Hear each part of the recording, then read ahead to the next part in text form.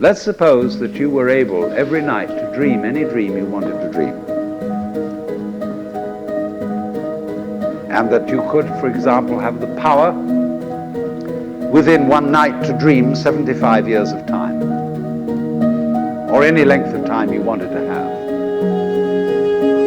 And you would naturally, as you began on this adventure of dreams, you would fulfill all your wishes. You would have every kind of pleasure you could conceive.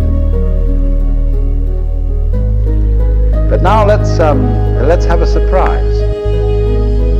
Let's have a dream which isn't under control, where something is going to happen to me that I don't know what it's going to be.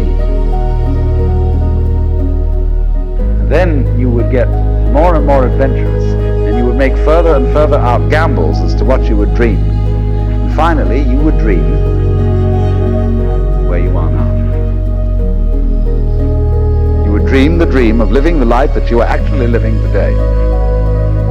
That would be within the infinite multiplicity of choices you would have, of playing that you weren't God. In Zara Home, we dream about a sustainable brand that cares for the planet, cares for the water, cares for the fever, and closing the loop to protect life. This dream is now real. Join life.